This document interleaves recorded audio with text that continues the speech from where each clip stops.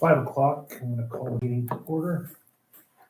We acknowledge we are gathered on Treaty 1 and Treaty 2 territories, and that Manitoba is located on the treaty territories and ancestral lands of Anishinaabe, Anishinaabe, Cree, Oji-Cree, Dakota, Oyate, Denitsulin, Ojibwe, and Nehetayak. We acknowledge Manitoba is located on the homeland of the Red River Métis. We respect the spirit and intent of treaties and treaty making and remain committed to working in partnership with First Nations, Inuit, and Métis people in the spirit of truth, reconciliation, and collaboration.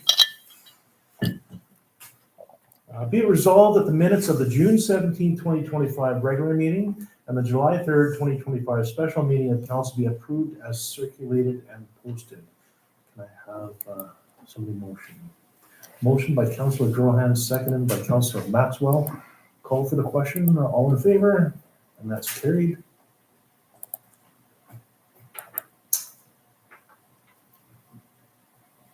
Be resolved that the agenda be adopted as presented. We are going to move one of the items around.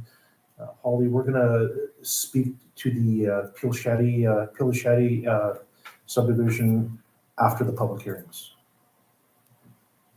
Okay, can I have a motion to accept? Motion by Councillor Maxwell, seconded by Councillor Brown. Call for the question. All in favor? And that's carried. Be resolved that the meeting be recessed for a scheduled public hearing at 5:01. The following matter. Be resolved that the meeting be recessed for a scheduled public hearing on the following matter. We should really rate to 5:05. 5:05, you're right. Yes, indeed. Okay. Item number 7, be it resolved that council accepts the communications as presented. I'll make that motion. Motion by Councillor Brown, seconded by Councillor Drohan. Does anybody have any questions or comments that they want to make? Okay. Call for the question. All in favor? That's carried.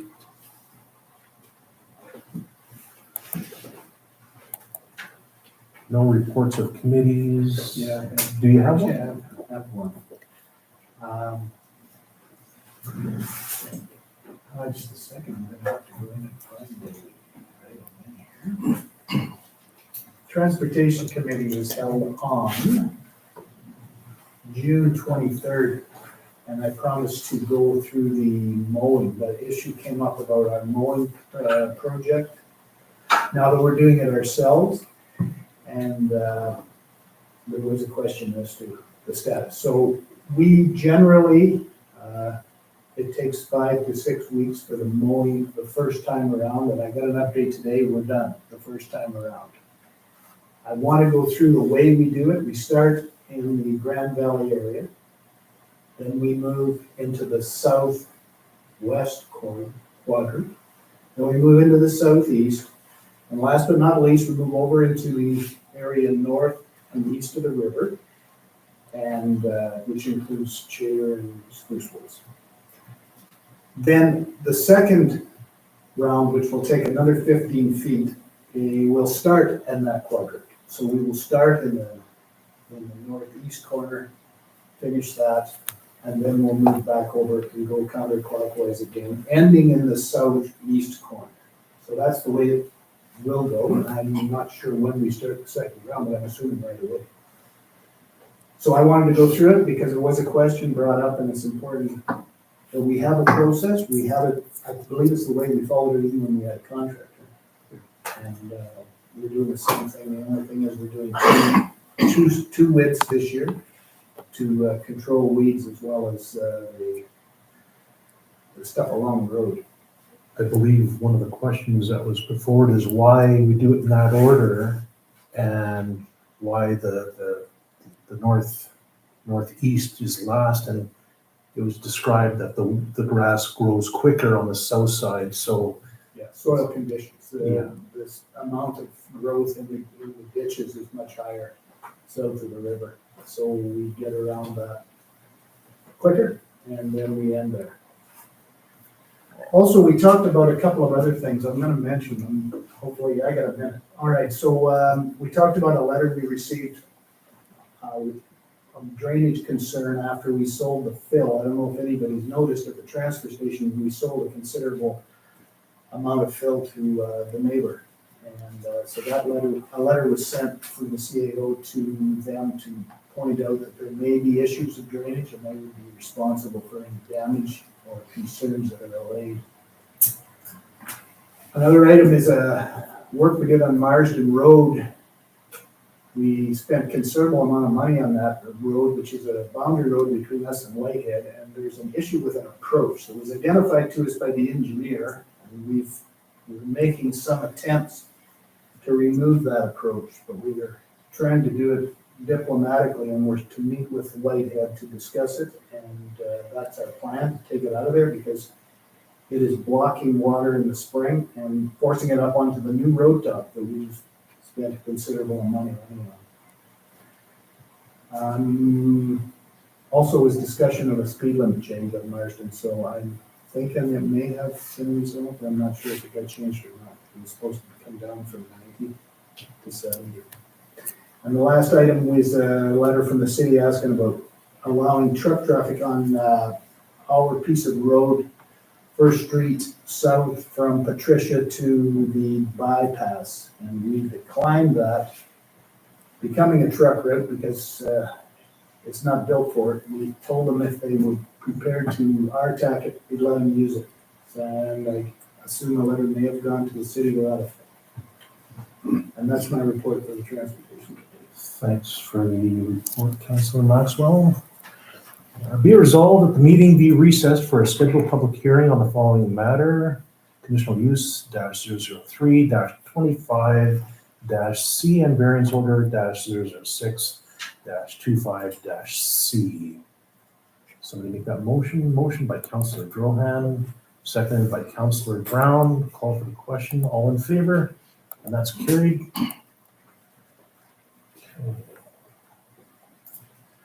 So the purpose of the public hearing is to receive representations from the applicant and any persons who wish to make them.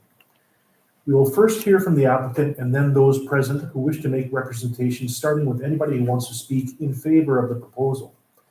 At the end of other presentations, the applicant will have an opportunity to respond. At the end of each presentation, the members of council may ask for clarification from the speaker on any fact or issue, but will not enter into a debate. Persons speaking must address the chair. If they have any questions that they think the applicant should answer, they should raise them in the presentation to the chair. The applicant will have an opportunity to respond to questions when the other presentations are finished.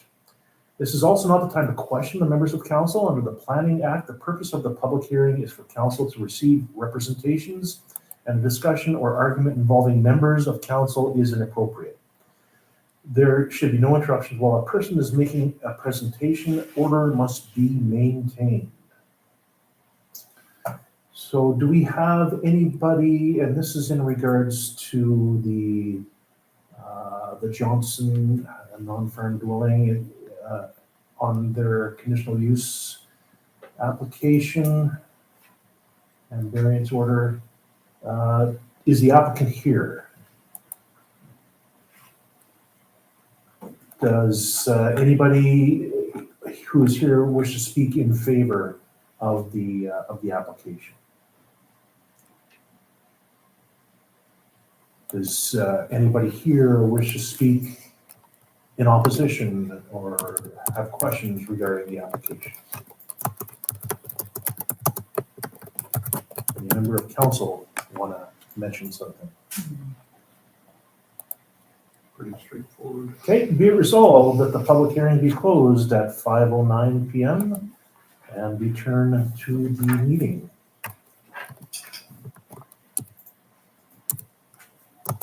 Motion by Councilor Maxwell, seconded by Councilor Brown. Call for the question. All in favor? And that's carried. Okay.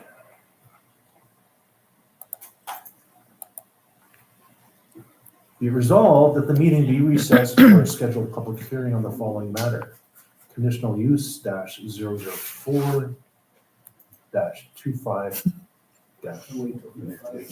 What's that? Mentally. Oh. You're right, 5:15, my mistake.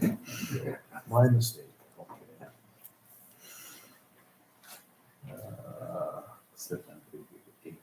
Okay.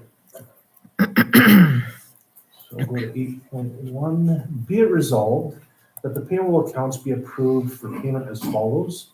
Direct deposit payroll of June 26, 2025, 19,004 and 19.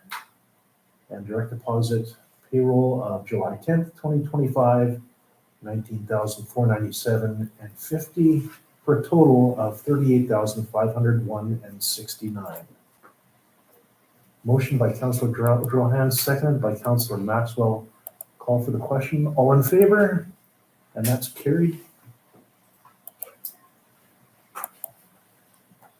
Be it resolved that council approve the lists of accounts for expenses for checks numbered 12866 to 12914, plus online and auto withdrawals for a total amount of 487,263 and 79. And be it further resolved that council approve the May 2025 council indemnities and expenses for a total amount of $3,715.87. Motion by Councillor Brown, seconded by Councillor Rohan. Call for the question. All in favor? That's carried.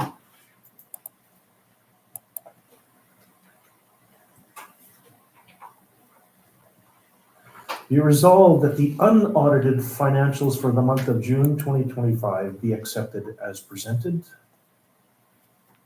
Motion by Councillor Maxwell, seconded by Councillor Rohan. Call for the question. All in favor? That's carried. Be it resolved that the June 2025 bank reconciliation for the general reserves and utility accounts be accepted as presented. Motion by Councillor Rohan, seconded by Councillor Brown. Call for the question. All in favor? And that's carried. Whereas council held a finance committee meeting with the auditors and municipal staff to review the draft 2022 audited statements received, be it resolved that the council of the Rural Municipality of Cornwall hereby approve the audited consolidated financial statement and take full responsibility for the financial statements for the year ended December 31st, 2022. Motion by Councillor Drohan, seconded by Councillor Maxwell. Does anybody want to make any discussion points on this?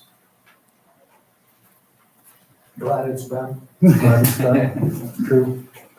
Long time coming.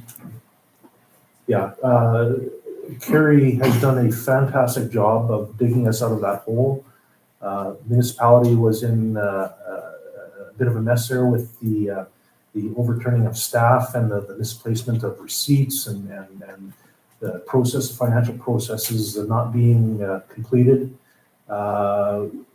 Auditors were happy with the results, and a lot of their recommendations have been adopted, put in place even before they made the recommendations.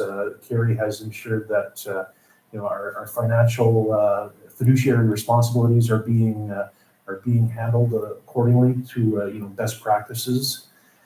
And they're moving on now to the 2023 audit, and from what Kerry describes, a 2024 audit after that is going to be a cakewalk. Piece of cake. There will be some difficulty with the 2023. It won't be anywhere near as bad as 2022, but they're working on it now, and we will hopefully see that report. I'm not going to give a timeline, but sometime soon. Okay, call for the question. All in favor? And that's carried.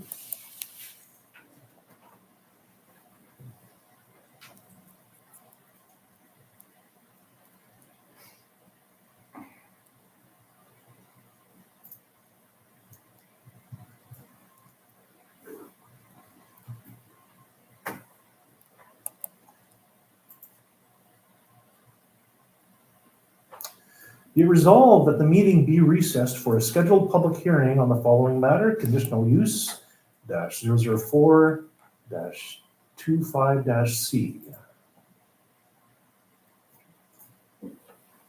And that's motion by Councillor Drohan, seconded by Councillor Maxwell. Call for the question. All in favor? And we are in public hearing. Okay. Give me a sec here. Purpose of the public hearing is to receive representations from the applicant and any persons who wishes to make them. We will first hear from the applicant, then from those present who wish to make representations, starting with anybody who wants to speak in favor of the proposal. At the end of the other presentations, the applicant will have an opportunity to respond. At the end of each presentation, the members of council may ask for clarification from the speaker on any fact or issue, but will not enter into a debate. Persons speaking must address the chair. If they have questions that they think the applicant should answer, they should raise them in their presentation to the chair. The applicant will have an opportunity to respond to questions when the other presentations are finished. This is not the time to question the members of council. Under the Planning Act, the purpose of the public hearing is for council to receive representations, and a discussion or argument involving members of council is inappropriate. There should be no interruption while the person is making a presentation, and the order must be maintained. Okay. So is the applicant here? Yes, ma'am, yeah. Let's come forward and state your name and. Good evening, members of the council. My name is Mark Rutsier. I'm a resident of the Arm of Cornwall, so I live down 154 North. Good evening, everybody. I currently own Cross Country Field Services.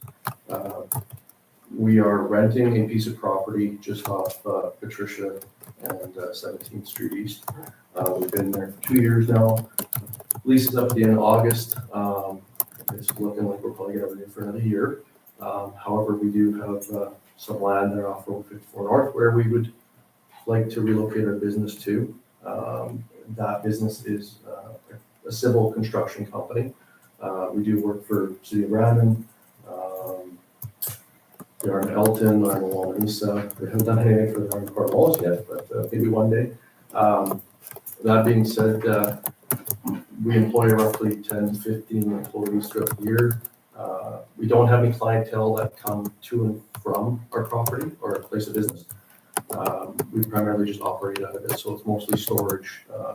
The idea would be, storage of equipment, eventually, potentially construct a shop or a building, right, that we can operate from, and go from there. So we're just seeking approval from the municipality to gain variance to utilize that piece of land to eventually move that business out to that piece of property.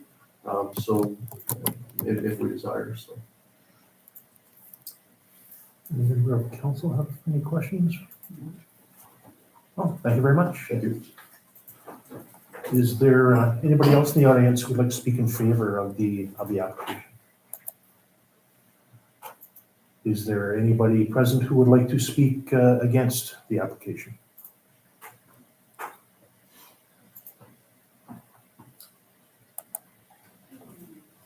Be it resolved that the public hearing be closed at 5:18 p.m. and we will return to the meeting.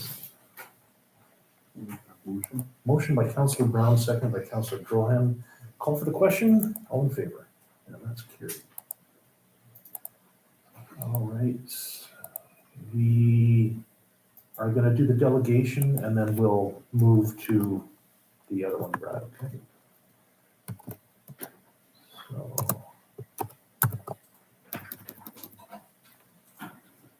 Ms. Dalglish and Mr. Zalewski, if you'd like to come forward and make your delegation.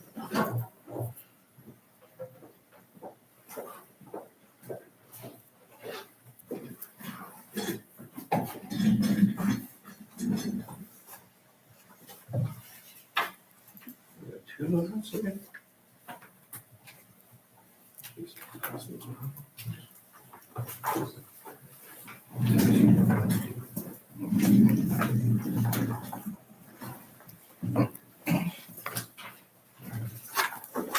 Hi. So my name is Neil Zaluski. I'm the manager of the Central Assiniboine Watershed District. And we thought we would just stop in today and just kind of say hi and just do a refresher on what the Watershed District's all about and kind of where we're located and all of our partners and some of the programs and the projects that we do. So I kind of handed out a brochure here that shows kind of everything that we're currently doing now in the watershed. So on the first page is just a little bit of who we are, our vision, list of the current board members. And then on the second page is a watershed district map. And it shows the municipal boundaries are in red. And then it's listed all of the RMs that we're a partner of in municipalities and cities and towns. So as you can see, Cornwallis is a member of 2 sub-watersheds. So the big Central Assiniboine Watershed District is broken up into 6 smaller sub-watersheds. And those 6 smaller sub-watersheds all have individual boards that run those. And Heather can kind of speak to how that's all set up and how the main board is elected from those 6 sub-watersheds. The list of all of our partners are below that. Quite a few partners we work with, including the province of Manitoba. Some of them were the entire municipality is a member, and some just a portion of the municipalities within our boundaries. We fall on our boundary based on the watershed so the boundary is based on topography. So kind of the bathtub model, everything that falls within our watershed flows out the Assiniboine River. So up at Portage there at the far east end, all the water that would land within our watershed district flows out that point.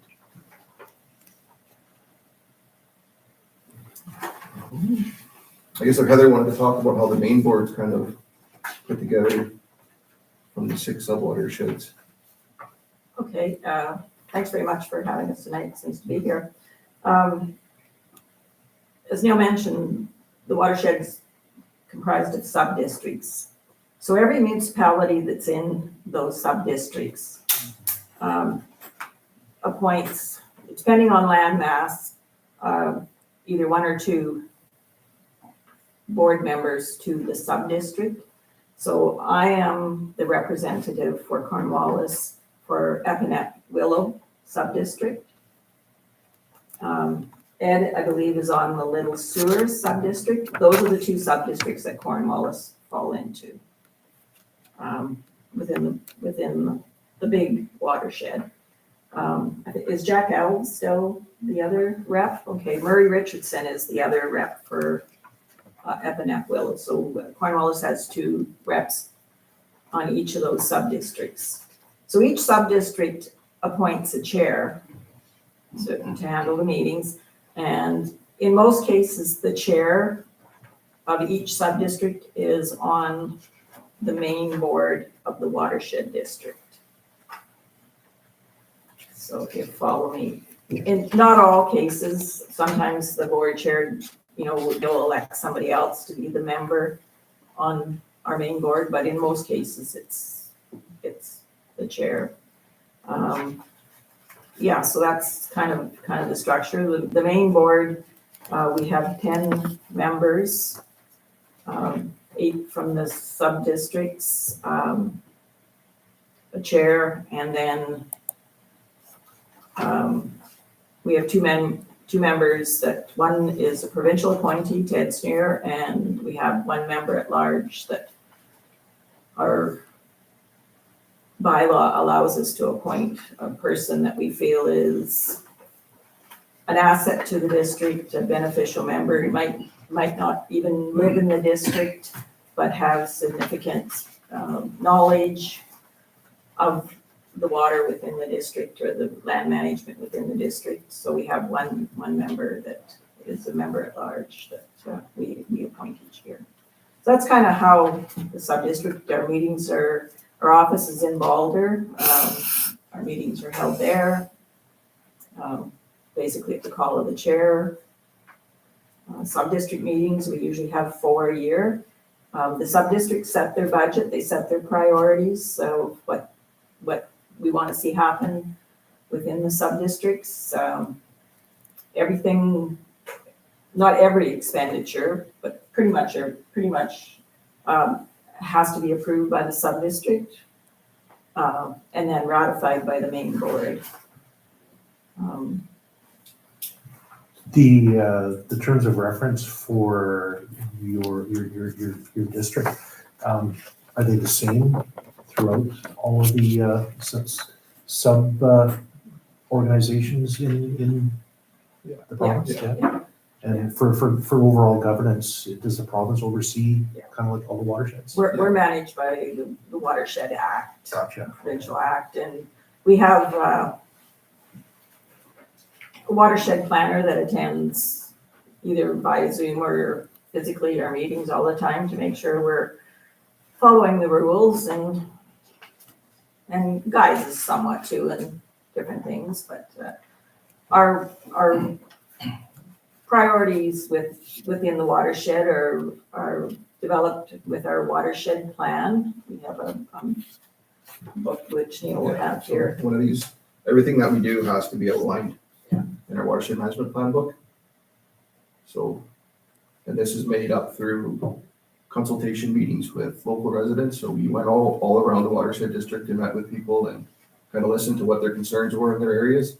And we aim to address kind of all the concerns in here so that it allows us the flexibility to develop the programming to address those. So we try to keep everything as grassroots as we can.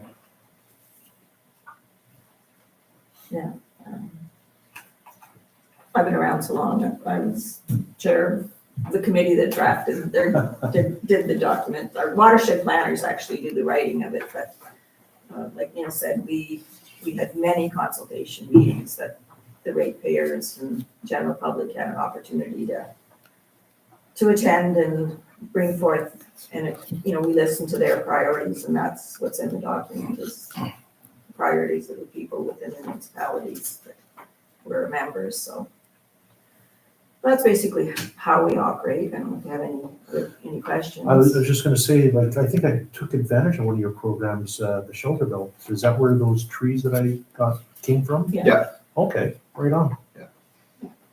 And that's another reason why we let the 6 sub-districts kind of organize the projects in their own area, just because the land mass is so different from one side to the other. Like we go from the light sandy soil right to some heavy gumbo areas, so it's kind of hard for some people that have never seen this light sandy soil to wrap their heads around what exactly is going on here. So Yeah. So that's why it's good just to let the people that live in that area to decide kind of what's the priority. So Yeah, and I know that you, in the area, you've done quite a bit of low-level crossings and that also. Our budget is kind of around, there's a difference. We have programs that we offer, and then there's projects we do. And most of the programs we offer, and correct me if I'm wrong, programs just happen. The projects, the board sub-districts look at and say, yeah, we want to support that project. Mhm. And they're usually a higher dollar figure than the programs, like programs, the tree shelter belts. Yeah. There's a cap set on them, and it's usually $3,000, maybe max. Sometimes it's 1,000. Yeah. So those programs just sort of flow. As we're projects, we look at them pretty much in detail and make sure they fit within our guidelines of our watershed plan and the priorities. There's definitely a gap because ever since the federal government got rid of the PFRA and Indian Head, any assistance that, like, there's all kinds of new subdivisions within Cornwallis, and how do they get a hold of you to ask about your shelter belt program here? they can just give us a call whenever and we'll come along as best we can. So Right on. Yeah. Okay. and the program's run as a rebate program, so it's kind of if funding's available or Mhm. we'll try to get to as many as we can. Depending on how much money we have and how much money we can source through external grants and stuff. So Right on. Well, thank you very much for the presentation, and sure, it's good information. Yeah. Anybody ever has any questions, feel free to phone or they can ask Ed and he can get a hold of me. He knows where to find me, so. Yeah, or, give me a call and, quite often Fenn calls and I usually, if there's somebody, new building on an acreage, if I see them out, I will stop in and, Okay. kind of introduce myself and just tell them what's available for them. Yeah, we have a number of new subdivisions popping up all the time, Yeah, so. yeah. Yeah, this is really good. Yeah, I usually touch base, like we have a water supply grant to a rebate for getting our drilling case well. So I usually, will talk to the well drillers that are out in the area and say, if you're drilling a well for people, just let them know to contact the watershed district office and that sort of thing, or if there's somebody in the neighborhood that I know is getting a new well, I'll approach them and say, here's Perfect. name and number, and you can get some money back. So we recognize that the small holdings in Cornwallis are a significant portion of our ratepayers, so we try to keep some programs that they can access directly. Great. Good. Thank you. Easy to call if you want to put them at the front. The officer. Yeah. Another one. Yeah, take mine too. Put them at the front.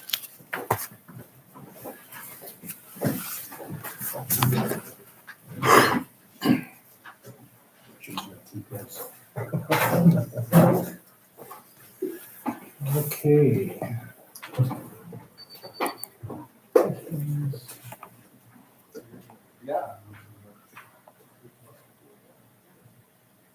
Okay, 8.6 I believe is where we left off. We were going to move to general business.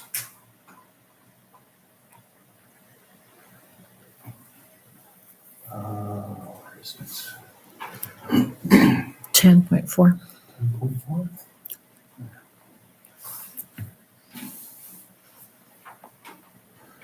We were gonna do the other one first. Oh, the hearing ones. Oh, okay. 11.1. Did you want to speak to that? Yeah, just some clarification, I believe I sent it in writing as well, but the property in question, I believe that whole quarter has been redesignated by the development plan to the rural settlement area.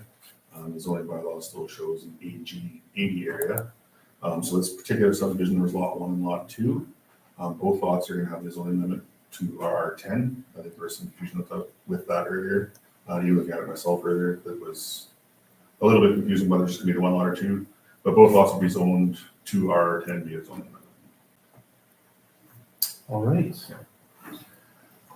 So whereas applicant GeoVera Manitoba Land Surveying and owners Eugene Pilachetti and Deborah Pilachetti and Joshua Rist, Jeannie Rist of Southeast 171019 West at 56020 Road 50, rule number 72200, subdivision application number 4116-25-8732 proposes to subdivide to separate one of the existing yard sites of 10 acres from the property, resulting in a 56.52 acre residual. Therefore, be it resolved that council hereby approve the above said subdivision, subject to the following conditions: that the zoning bylaw amendment be obtained, rezoning all portions of current title area from Ag 80 agriculture general zone to RR10, rural residential 10 acre zone. That the applicant submit payment to the municipality in the amount of $2,500 on every lot created by the subdivision per the Cornwallis Capital Development Levy bylaw number 1644-09-2013, and meeting any other conditions and requirements of subdivisions as necessary. Make the motion. Motion by Councillor Brown, seconded by Councillor Drohan. Any comments anybody wants to make? Just, it's rather straightforward once we got clarification on things, and and that, so, yeah, there's no issue. Call for the question, all in favor? And that's carried.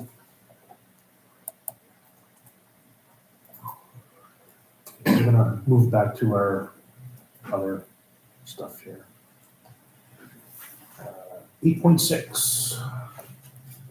Be resolved that council approves the transfer to the surplus land reserve fund or of $543,317.24 as follows. The sale of 1910 Victoria Avenue East for the amount of $551,313.90, less the costs of $7,996.66, for net proceeds of $543,317.24. Motion by Councillor Drohan, seconded by Councillor Maxwell. Call for the question. All in favor? And that's carried.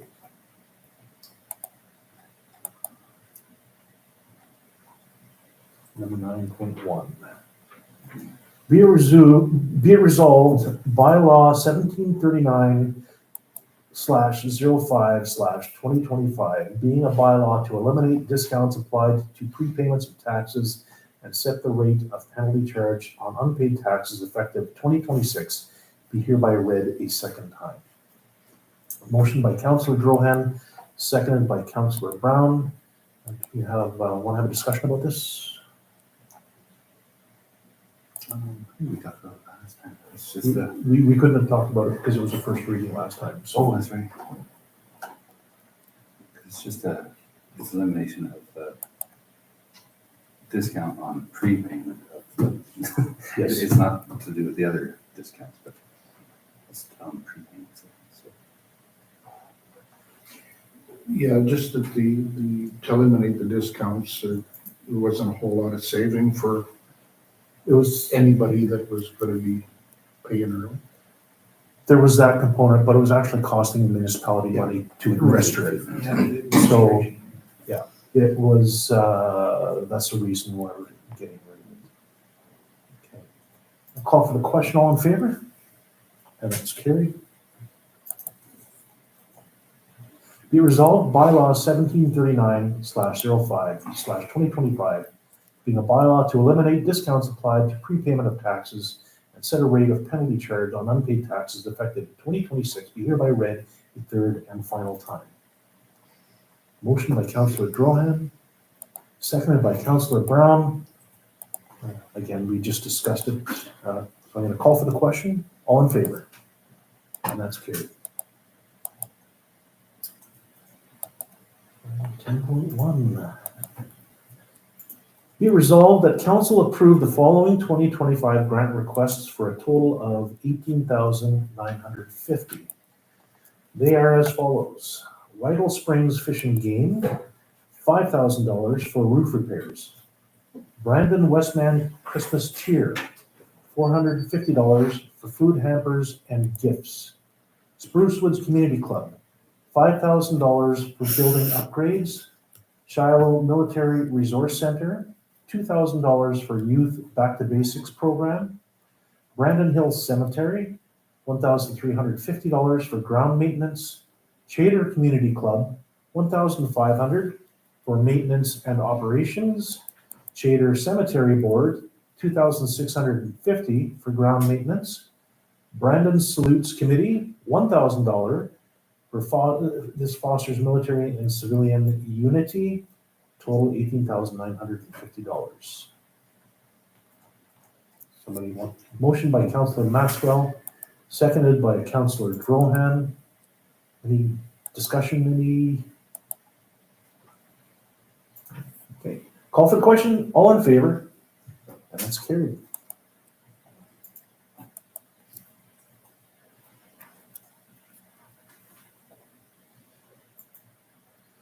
Whereas the Urban Systems and Landmark Planning and Design responded to the request for proposals for the review of Cornwallis zoning bylaw number 1664-03-2016, therefore be it resolved that council accept the lowest cost proposal from Landmark Planning and Design for a total fee of $43,760 excluding applicable taxes. Motion by Councillor Brown, seconded by Councillor Maxwell. Want to explain what this is for? Well, we have to do a new zoning bylaw to match our new development plan. It was put in place, so it's something that we have to do to make them jive with one another. And I expect there'll be public hearings. Hopefully, folks will come in, take a look and see what we're doing and what we've done, and have an opportunity to speak. Yeah, from what I understand, just speaking to the building inspector from Keystone Planning District, is this is quite an involved process that has several public hearings.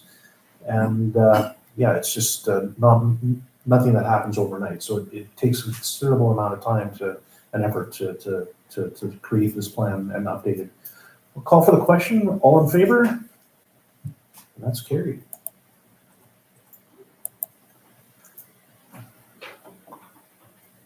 Be it resolved that council approve the subdivision 416-23-8499 development agreement for Lot 7 Plan 57994 in northwest quarter of 2410-18 West Prime Meridian with Andriy and Irina Kolosova, and further that the interim CAO and deputy reeve be authorized to sign the said agreement on behalf of the municipality. Motion by Councillor Maxwell, seconded by Councillor Drohan. Any questions, comments? I'd like to make a comment. I think this is the only time I've ever seen something from our lawyer and engineer both perplexed at what we've done. So Holly could have just let it go, but she went to bat and we got this thing straightened out. And thankfully it's done, because this has been going on for a couple of years, and now it's finished, and thank you. Yeah, thank you. It was great. It was a mess the way it was before. Yeah. Call for the question. All in favor? That's carried.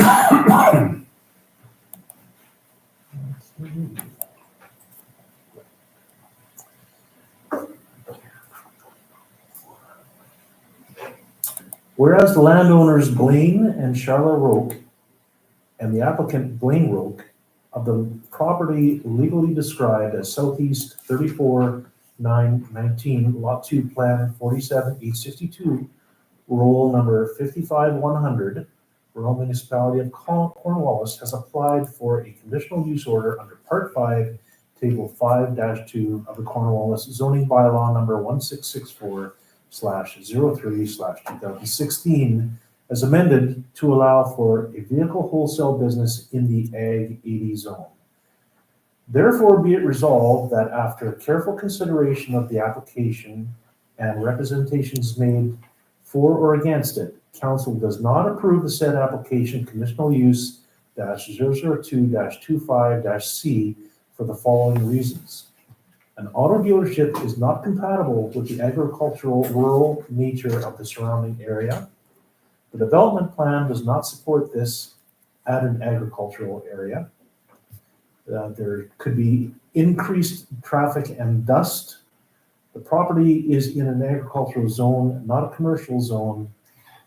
An auto dealership use in this location is not deemed acceptable. Motion by Councillor Drohan.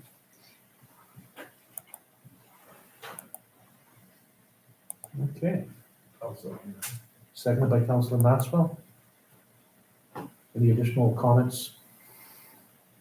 We don't really know anything about it other than it just doesn't fit in our development plan. So. I really don't have a problem with having it. There basically is another same sort of a business a mile and a half to the south on number 10 highway also that does basically the same thing. It's not that you're going to be having a whole bunch of traffic going in and out. It's basically going to be like warehouse type of thing to store these vehicles, and they would come in and then they would go out to different dealerships. So, as the resolution states, I wouldn't, vote with that, so. As was discussed earlier, in about a year's time, our development plan wouldn't support this, this type of business in an agricultural zone anyway. And yes, the other one is grandfathered for sure, but the applicant had an opportunity to come here and answer questions, and he didn't. So I guess if he wants to, he can reapply. But yeah, I'll call for the question. All in favor? Opposed? And that's carried.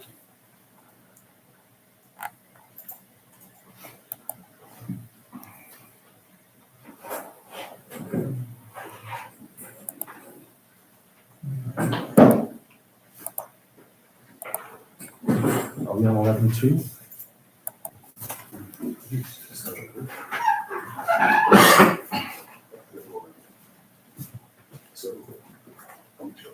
Whereas applicant GeoVera Manitoba Land Surveying and property owner Marianne Penner of PT Northwest 61018 West at 107092 Patricia Avenue East, roll number 88300, subdivision application number 416-25-8742 proposes to subdivide a 21.95 acre parcel to subdivide the existing yard site, lot 1 of 5.78 acres, to facilitate future development of a residential parcel, lot 2 of 18.96 acres.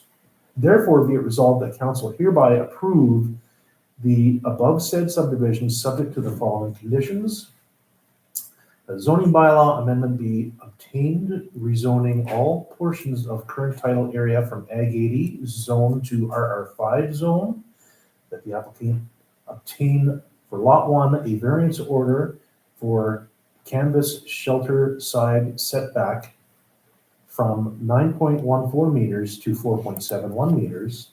That the applicant submit payment to the municipality in the amount of $2,500 on every lot created by the subdivision per the Cornwallis Capital Development Levy Bylaw number 1644-09-2013, meeting any other conditions and requirements of subdivision as are necessary.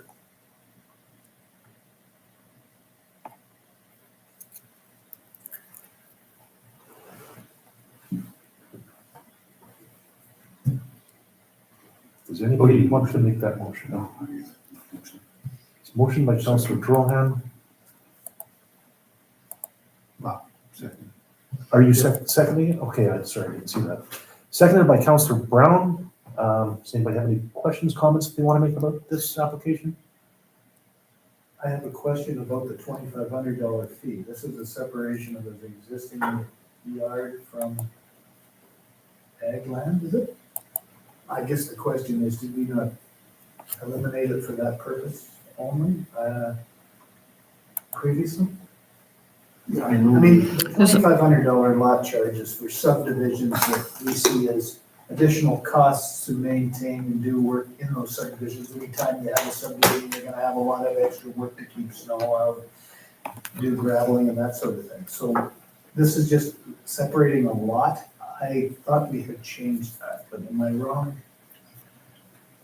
We had done that for maybe larger parcels than what this particular area is. Okay, I see. So, You know, 28, 21 acres, really, I don't believe it's being farmed anyway. so Yeah, that's- it's separating out the yard site from the farming land, and this isn't farming. It's to further develop it. all right, That's why I put it in there. understood. Anybody have any other questions, comments? Okay, we'll call for the question. All in favor? And that's carried.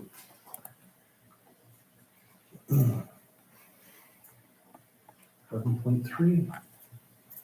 Whereas applicant and property owner Rudy Ewert of PT Northeast 171019 West at 56126 50th Street, roll number 71,000, subdivision application number 4116-25-8746, proposes to subdivide a 40-acre parcel to create one new rural residential lot by subdividing an existing yard site, Lot 1 of 4.62 acres, leaving a rural residential area of 35.8 acres. Therefore, be it resolved that council hereby approve the above said subdivision subject to the following conditions. That a zoning bylaw amendment be obtained, rezoning all portions of current title area from Ag 80 zone to RR2 zone. That a variance order be obtained, reducing the required site width for proposed Lot 1 from 200 feet to 65.6 feet as necessary to ensure compliance with the zoning bylaw.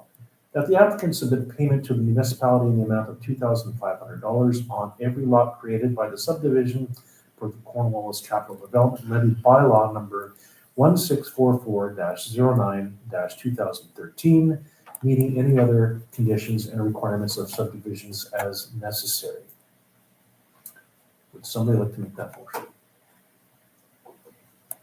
Motion by Councillor Drohan, seconded by Councillor Brown. Would anybody like to speak to that? Is there any questions, comments anybody wants to make? It's very similar to the last one we just did, so I'm going to call for the question. All in favor? And that's carried.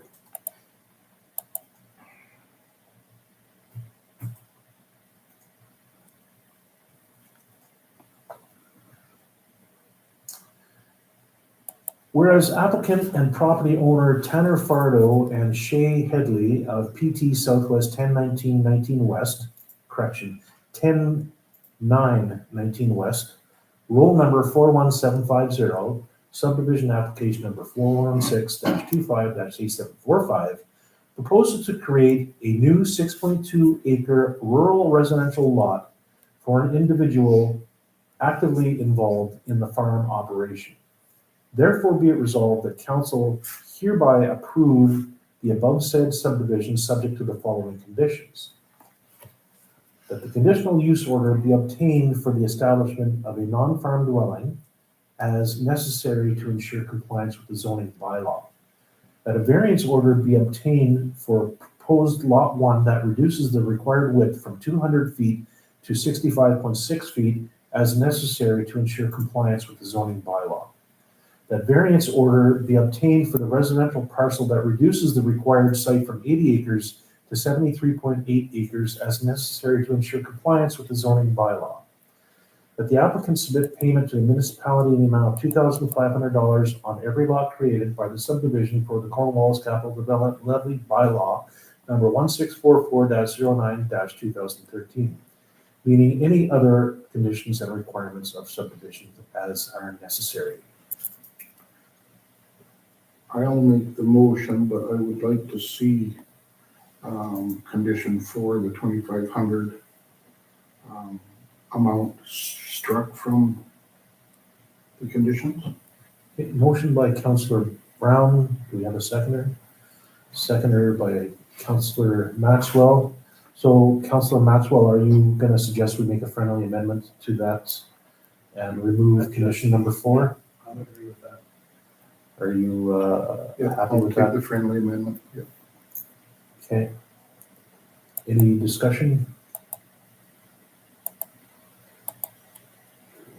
You want to just reference in our bylaw? Yeah, why? just the $2,500 lot fee was waived, I believe here, I don't know, not that long ago, that when it's a lot being out of the farm quarter section or 80 acres, that there would be no charge.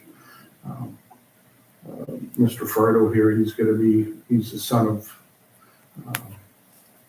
the actual Fardo there, that residence farm's been there for 140 years, so they're going to be farming there for a while longer again. So, It's just that we made that So we did amendment. make an amendment to the bylaw that allows to remove the farm, The farm is the exempt. main yard site from the land. This is not that. That's why I put that in there.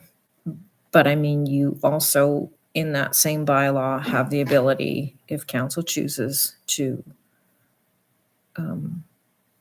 remove that $2,500 fee.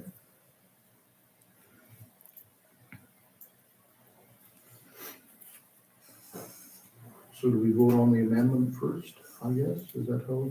I that think would so. go? So call for the question then that we will remove number 4. All in favor?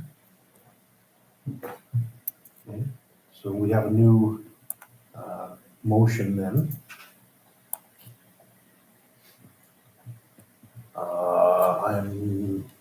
Am I required to read that entire, Everything but 4. everything but number 4? Right. Am I required to read it all? No, I'm just going to put this one in place Okay, anyways by removing number 4. so we all know what we're voting on then. Okay, I'm gonna call for the question. All in favor? That's carried.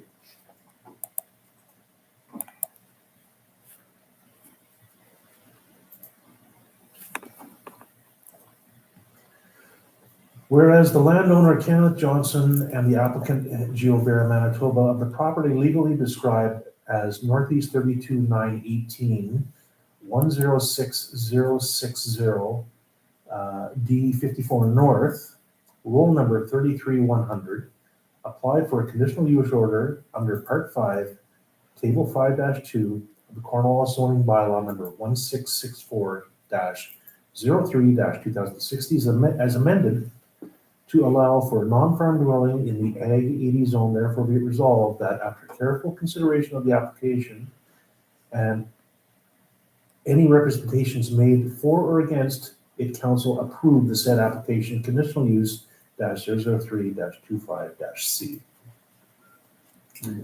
Motion by Councillor Brown, seconded by Councillor Maxwell. Call for the question. All in favor? That's carried.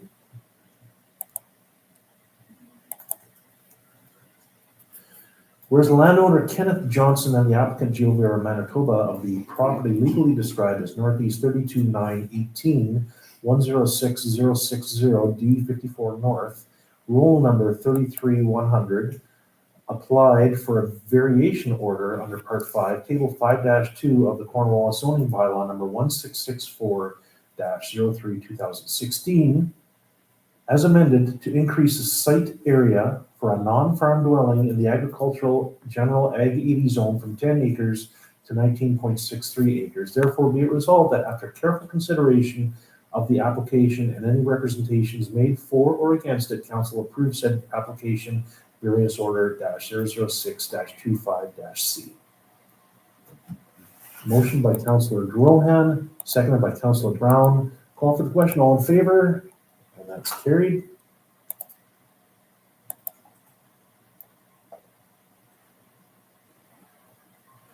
Whereas the landowners Mitchell and Cheryl Routhier and the applicant Cross Country Field Services of the property legally described as Southeast 31018, 104031D 54 North, roll number 86060, applied for approval of a conditional use order under Part 5, Table 5-2 of the Cornwallis zoning bylaw number 1664-03-2016, as amended to allow for a construction business in the Ag 80 zone.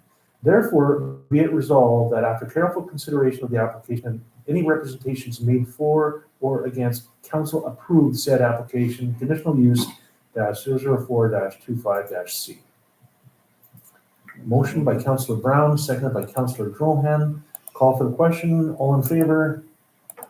It's carried.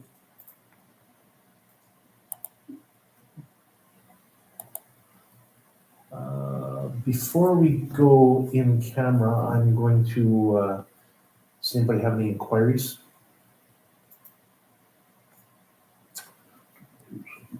Okay, we are going to talk about the notice of motion.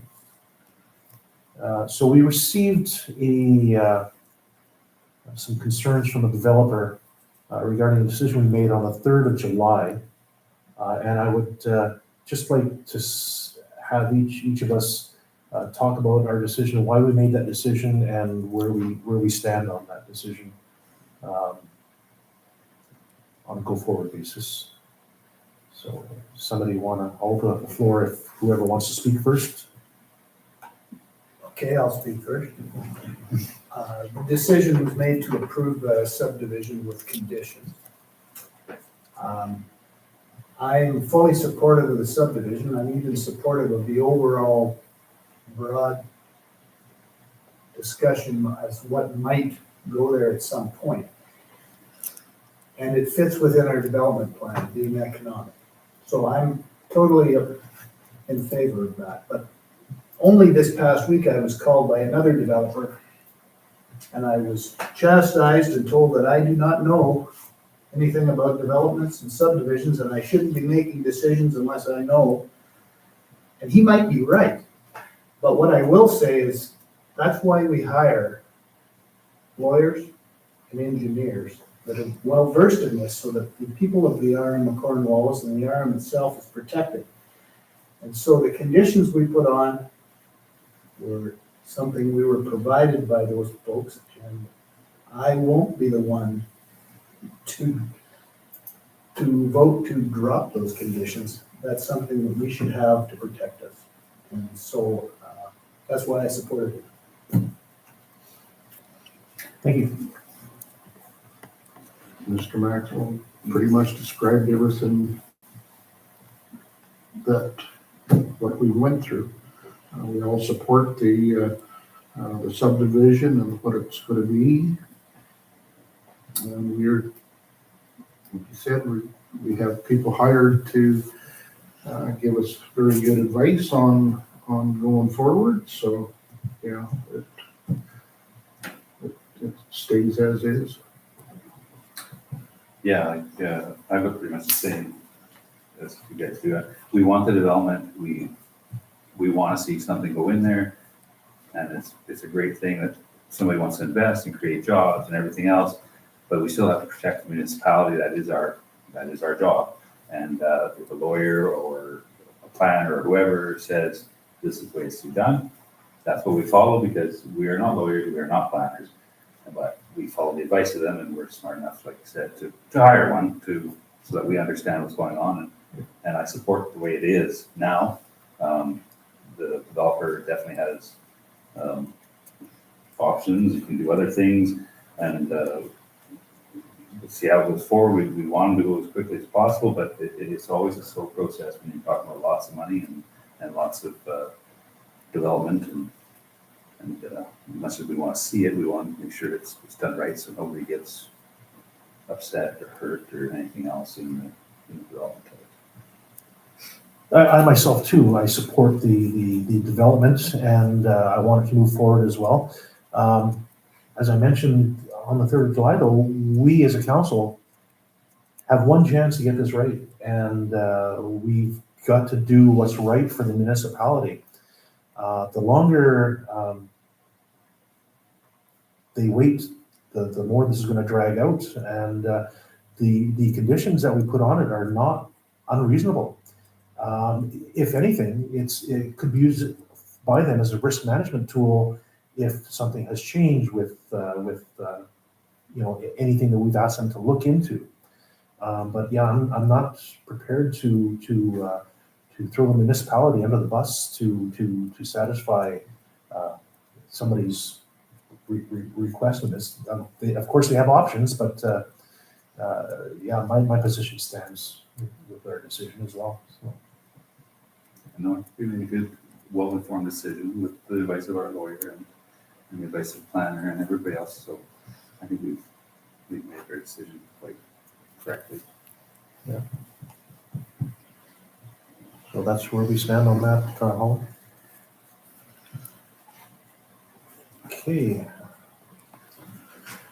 So be it resolved that in accordance with the Municipal Act, Section 152.3, Council does hereby close the meeting to the public and move in camera at 6:04 PM to discuss personnel, a matter that is in the preliminary stages of respecting which discussion in public could prejudice a municipality's ability to carry out its activities or negotiations, the conduct of existing or anticipated legal proceedings, the conduct of an investigation under or enforcement of an act or a bylaw, the security of documents for premises, a report of the ombudsman received by the head of council, and therefore be it resolved that council agrees to keep in confidence all matters discussed at this closed session. Motion by Councillor Drohan, seconded by Councillor Brown. Call for the question. All in favor? And that's carried, and we are in camera. That's why I brought this one, you piece it. I'm hearing you were, Did you want that on there, or is it, because we're still on camera, so you know. no, I don't. Just pull it. Yeah, just wait a second. Just give us a second to pull I it down. noticed when you talked about adding lots, you said there's a fee of $2,300, $2,500. But we're not making any additional lots. We're just separating the house and the shed from the rest of the land. Because we're getting to the age where we don't want to stay there. So we want to be able to put somebody else in the house